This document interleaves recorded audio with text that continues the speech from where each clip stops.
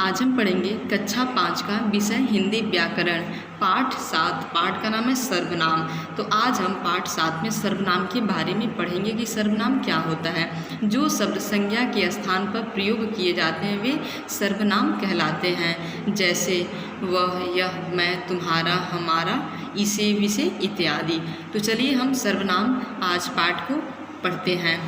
सर्वनाम यानी सब नामों के लिए वे शब्द जो सभी संज्ञा शब्दों के बदले प्रयुक्त किए होते हैं। जो शब्द संज्ञा के बदले आते हैं वे सर्वनाम कहलाते हैं। नीचे दिए गए वाक्यों को पढ़ो और समझो। यहाँ पे नीचे आपके कुछ वाक्य दिए गए हैं, उसे आप पढ़िए और उसे समझेंगे कि कौन सा शब्द संज्ञा के स्थान पे प्रयोग किया गया, उसे हम सर्वनाम कहते हैं। वरदराज नाम का एक बालक गुरुकुल में पढ़ता था। उसका मन पढ़ाई में नहीं लगता था। तो वरदराज नाम का, तो ये क्या आपका संज्ञा हो जाएगा। फिर यही इसी लड़के का नाम यहाँ पे आ गया, वरदराज नाम नहीं आया है, यहाँ पे आ गया उसका, तो उसका शब्द आपका हो जाएगा सर्वनाम। उसका मन पढ़ाई में नहीं लगता था। कोई भी पाठ उसे याद नहीं रहता था। फिर यहाँ पे उसे शब्द आया, तो उसे शब्द वरदराज नाम का जो लड़का है उसी के लिए आया, तो उसे याद नहीं रहता था। वह पढ़ने के लिए पुस्तक तो खोलता था पर उसे कुछ भी समझ में नहीं आता था। यहाँ फिर वह और उसी शब्द वरदराज नाम के लड़के के लिए आया है सर्वनाम शब्द। उसके गुरुजी उसे बार बार समझाते परंतु उसकी समझ में कुछ नहीं आता था। यहाँ पर उसका, उसे, उसके, उसकी जो शब्द भी आया वरदराज नाम जो संज्ञा शब्द उसी के लिए आया है। उपयुक्त वाक्यों में प्रयुक्त शब्द उसका, उसे, वह, उसके तथा उसकी शब्द वरदराज के लिए प्रयोग किए गए हैं। ऐसे शब्द सर्वनाम कहलाते हैं। ऐसे ही शब्द आपके सर्वनाम कहलाते हैं। प्रमुख सर्वनाम शब्द हैं मैं, तुम, वह, यह, इसे, उसे, हम, आप, वे, ये, इन्हें, उन्हें आदि। ये सब क्या है, प्रमुख सर्वनाम शब्द हैं।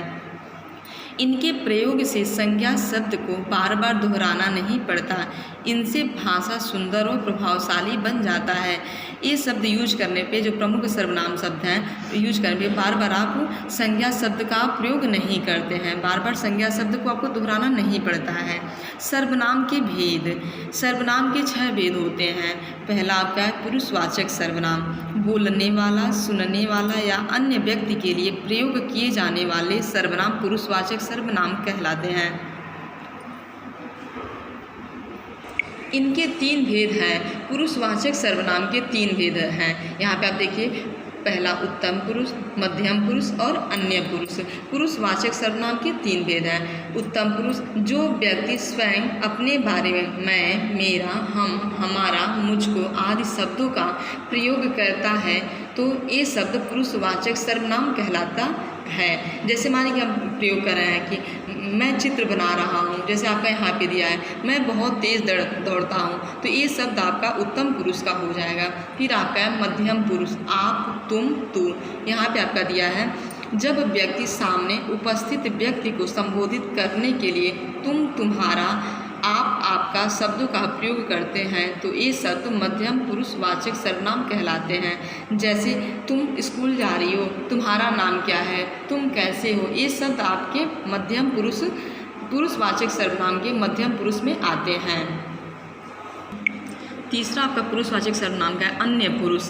जब व्यक्ति मैं अथवा तुम के अतिरिक्त किसी अन्य वस्तु, व्यक्ति या स्थान को संबोधित करने के लिए वह, वे, उसका, उन्हें, उनका, यह, ये आदि शब्दों का प्रयोग करते हैं तो ये शब्द अन्य पुरुषवाचक सर्वनाम कहलाते हैं। जैसे वह पढ़ रहा है, वह जाएगा, वह आज स्कूल जाएगी, ये शब्द आपका क्या हो जाएगा, अन्य पुरुष में आएगा। सर्वनाम के 6 भेद में दूसरा भेद आपका निश्चयवाचक सर्वनाम। वे सर्वनाम जो किसी व्यक्ति या वस्तु की ओर सुनिश्चित संकेत करते हैं वे निश्चयवाचक सर्वनाम कहलाते हैं। जैसे यह मेरी बहन है, यहाँ पे आपका चित्र है, 2 यहाँ पे एक भाई बहन है, तो यह लड़का बता रहा है कि यह मेरी बहन है, मतलब यह निश्चित है कि यह मेरी, यहाँ पे निश्चयवाचक सर्वनाम है, यह मेरी बहन है। वह मेरा घर है, अपने घर को दिखा के बता रहा है कि वह मेरा घर है, ये आपका निश्चयवाचक सर्वनाम में आएगा।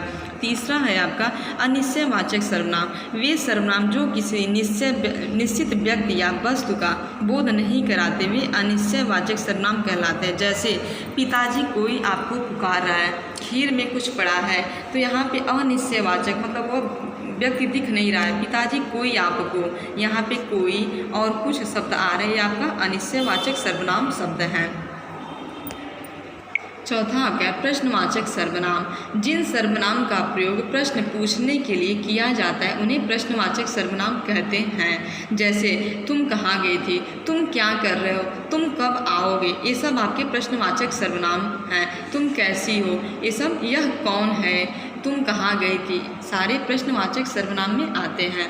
पांचवा संबंधवाचक सर्वनाम, किसी वाक्य के संज्ञा या अन्य सर्वनाम के संबंध दर्शाने वाले सर्वनाम संबंधवाचक सर्वनाम कहलाते हैं। जैसे जो तेज दौड़ेगा वह इनाम पाएगा, संबंधवाचक सर्वनाम, एक ही शब्द में एक ही वाक्य में दो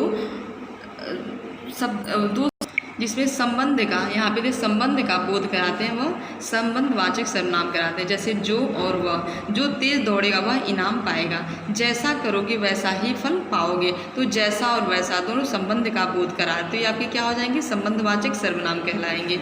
निजवाचक सर्वनाम, व्यक्ति द्वारा अपने लिए प्रयुक्त किए जाने वाले सर्वनाम निजवाचक सर्वनाम कहलाते हैं। जहाँ पे अपने लिए, स्वयं, अपना, खुद का, ये सब आते हैं वो निजवाचक सर्वनाम कहलाते हैं। जैसे आपके उदाहरण दिया है, राधिका अपना काम स्वयं करती है, मैं अपना काम, अब मैं अपना गृह कार्य खुद करूँगी, माँ स्वयं खाना पकाती है, पिताजी स्वयं अपना कार्य कर लेते हैं, ये सब सारे निजवाचक सर्वनाम में आएंगे।